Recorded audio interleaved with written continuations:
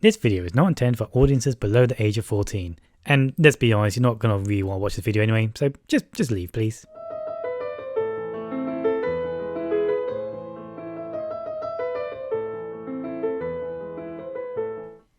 Hello and welcome to Fancy Kitchen Sink. I'm your host, Richard. What we plan to do today is a little bit different than what we've done on this channel thus far. It's mostly because I want to talk about a TV series I watched recently. It's the BBC's adaptation of The War of the Worlds. Right, well the plot takes place within the 1800s, and that's pretty unique by comparison of the War of the Worlds franchise, because 9 times out of 10 they usually try to place it within the modern era. One of the benefits about actually having placed during this sort of 1800s sort of environment, I think, is one, it gives it more flavour anyway. Two, it makes it a bit more accurate to the actual story. And, you know, it's one of those things where I kind of love this sort of alternate history approach to it, because I'm personally quite fond of alternate history anyway, so anything that has that sort of, you know, tinge to it is going to catch my eye. But I mean, I feel like with this sort of version of it, you're able to get a lot of more of the flavour from the actual original novel, while at the same time being able to stand out from the crowd a little bit more. We don't see aliens attacking 1800s, you know, London very often, so actually having that opportunity is actually rather cool. I mean, one of the things I really liked was actually the small little details when they were talking about the Russians, because at the time there was a bit of a conflict between the British and the Russians, because the Russians were at war with the Japanese, and so they sunk a couple of our boats, and so we were debating on going to war with them. I like these little details. One of the things I wanted to mention was actually the events of the actual Martian attack. They decided to try to do this in two different time periods, where you would have, you know, during the sort of past period, and then you essentially would have like the present day, or I suppose the future period, depends how you want to look at it, being in the sort of like post-apocalyptic sort of post-Martian invasion era. I don't want to sound completely unreasonable here, because I feel like this idea done correctly might have been able to work. I mean, this is an idea I would probably try to do if I was going to do a sort of a War of the Worlds adaptation, where you have like the post-Martian attack and then the during the Martian attack. But from the way they did it, made this just killed the pacing. It just murdered it, because every time you get in like a point where the story is starting to get exciting, and you're having like Martians, you know, the tripods themselves starting to attack and things, you would quickly flick over to the future part and such, and you end up like watching this woman kind of like, oh no, my child's starving to death, oh no. It was generally very clear on what they would do, and they were trying to keep some things very secretive and such. For example, you didn't see the main sort of husband character and such. He was very much just, you know, he wasn't in the future parts, but he was in the past parts. So obviously you can, you know, make two conclusions from that, whether he's missing or dead. And so they were trying to play on the idea of, oh, maybe he survived, he's just missing. But most of the indications within the story when you're watching it is just like, yeah, let's be honest, he's probably dead. I'd found the actors themselves, you know, to be actually generally very good. It's just the problem was, I feel like a lot of the roles they were given were generally very flat. Because War of the Worlds is, you're at a disadvantage because you don't really have main characters. You generally have like a very unnamed sort of character you're kind of following throughout the story, with a few sort of like, you know, where you're jumping over to other characters slightly here and there. For example, the main character within the original novel has like a brother, and you see him on the boat and stuff. And there are references to that in the series. I will get into that a little bit later. But many of the actors I generally like when I see him in other things. Like, for example, okay, I'm probably pronouncing this wrong. I think it's Raf Spol. Most of the things I've actually seen him in, I generally like. I mean, he generally has a good variety of roles. He's just, in this specific one, he was really just a bland, uninteresting character. And that's a pity to say, because I don't feel like the actor himself is like that. I feel like there's some real work needs to be done on the script. But getting back into it, they try to push this whole sort of narrative, like, you know, being a divorcee, but from his ex-wife doesn't want a divorce, and etc., etc. And you end up with all this sort of stuff, and then none of it really ends up in no way important within the story itself. I mean, like I mentioned very briefly, if you had actually more like a classic Victorian family, and then all of a sudden aliens attack, that seems more interesting to me than a slightly more progressive family and then suddenly aliens attack. It doesn't feel like a scenario where these people are having like their fundamental worldview being destroyed. This guy is trying to start a family and such, but he's ended up with a situation where he's got his mistress, she's pregnant, he's got his former wife, she can't have babies for whatever reason. You know, I'm kind of glad I didn't go into that, because I would have taken more time away. And it's just, once again, it's just a pointless drama. It doesn't go anywhere. And in the end of the day, you're just kind of sitting there going, why am I listening to this stuff when it has absolutely no reference to the story whatsoever? And it doesn't really even harken back to anything down the road. It's just something that's there. It kind of hangs around when it's not wanted to. And then it doesn't go anywhere anyway. It's just an unnecessary thing to focus on. Now, the main heroine, Ella Tomlinson, at least that's the actress anyway, she's playing like this sort of mistress sort of character, where And the story focuses among the two characters, so you're obviously focusing on her side of the things or his side of things. As far as I can gather from what they were trying to aim for, she was supposed to be sort of like the tragic survivor from the scenario and so forth. And she's kind of hoping against hope that her husband will come back home and stuff. Apart from near the end of the story, they revealed to you that pretty much he dies, and she was there when he died, so it wasn't really like a mystery. The sort of the pain of the situation itself ends up causing like a sort of like amnesia, where she forgets about him dying and such, and so she's just kind of like waiting for him to come back anyway. I get what they were aiming for, but it doesn't work. I'm just gonna be frank. It's just clearly them trying to like pull the audience in one direction, go like, well, he might survive, where within the story the main heroine should know that he's dead. Also, there were secondary characters within the story and such, and one of them was like the sort of like a rough scientist sort of character being played by Robert Carlyle. Now, this guy's pretty much a veteran actor. He's been in a lot of television and also movies and such. And once again, I feel like his role was wasted.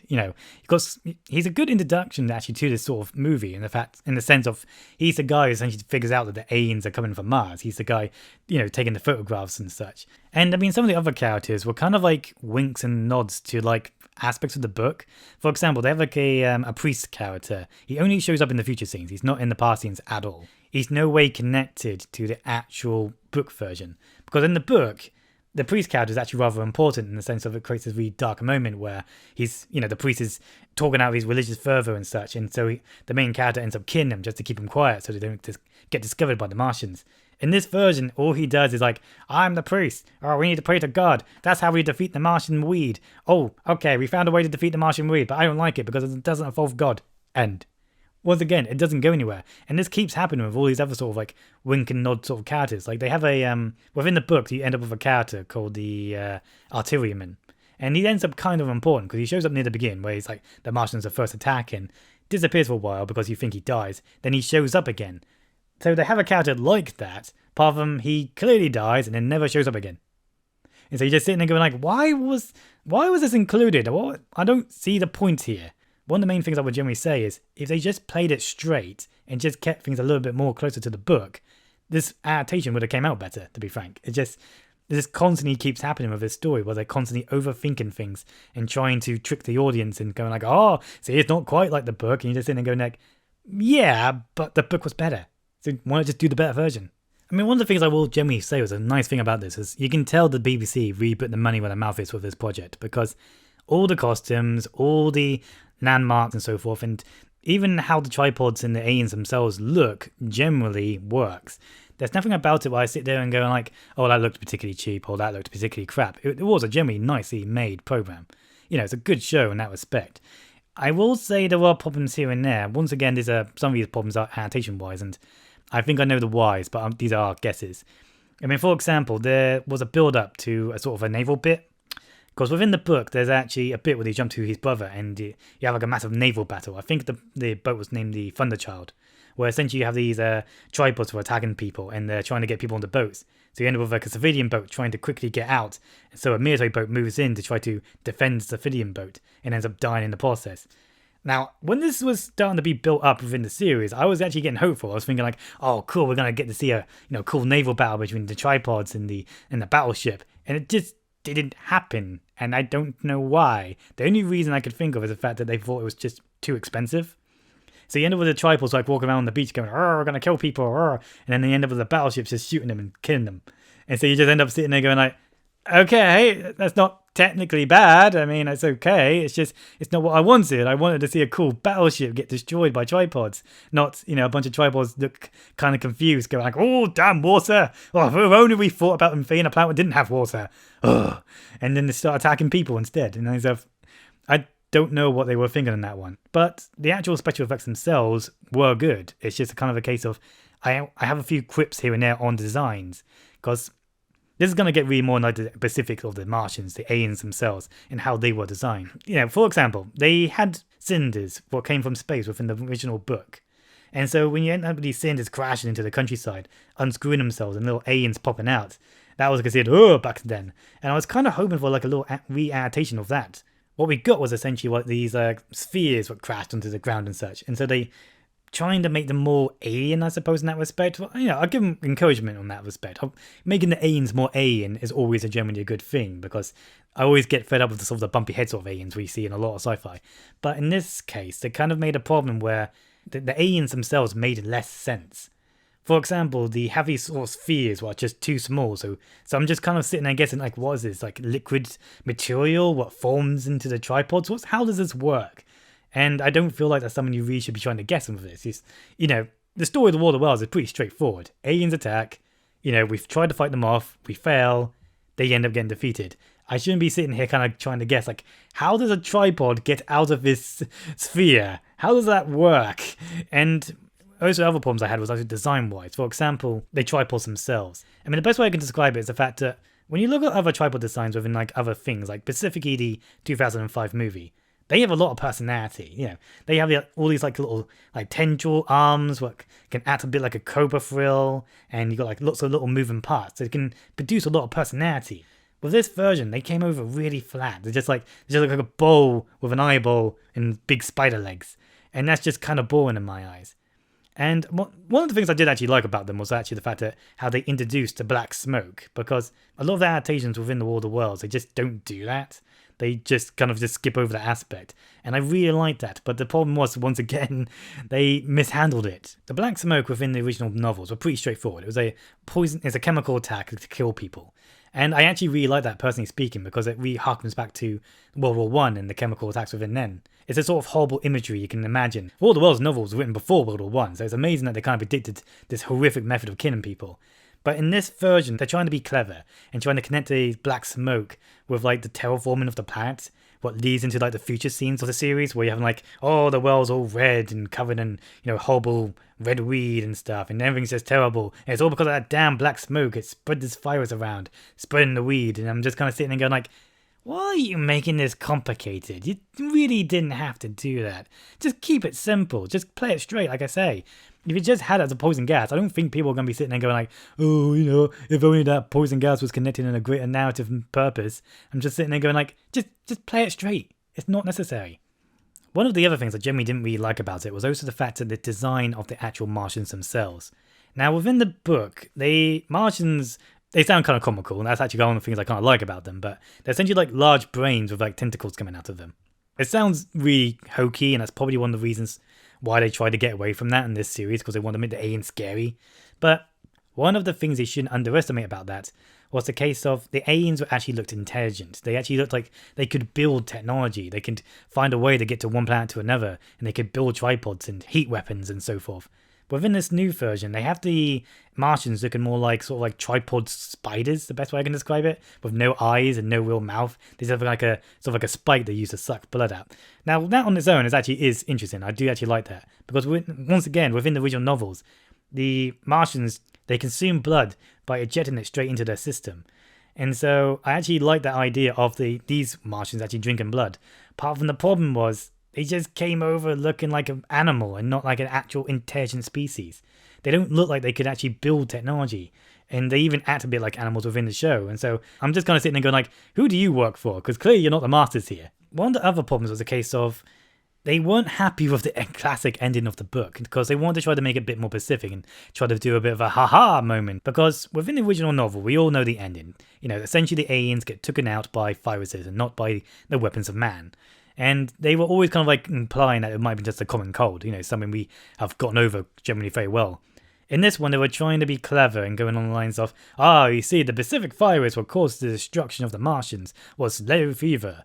And therefore, when the Martians are drinking the blood of people who are infected with yellow fever, that's why they're dying. And they also use this as kind of like once again, a bit of a plot twist near the end, where you're in all the future scenes and you're seeing like the post-apocalypse world.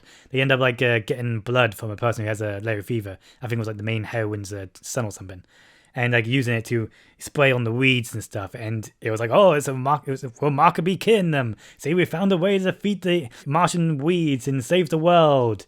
And you're just kind of sitting there going, if you're going to be realistic about this, there's no way you can cultivate enough virus to cleanse the whole planet. It would take you potentially thousands of years, maybe even longer, to clean the entire planet, of this evil poisonous weed. It helps to lead to this horrible flat ending this whole series ends up with.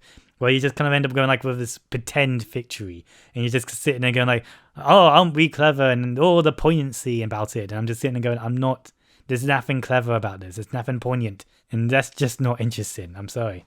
It's just one of these really awkward situations because they really try to focus among the main characters and try to focus on their troubles and so forth. They should have tried to approach it a bit more like an actual event, like what's happening to the world, where Martians are attacking us, and this is like a big, terrible disaster.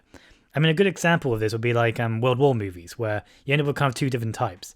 You end up with the World War movie where you focus on the soldier and like his specific, perspective upon the war.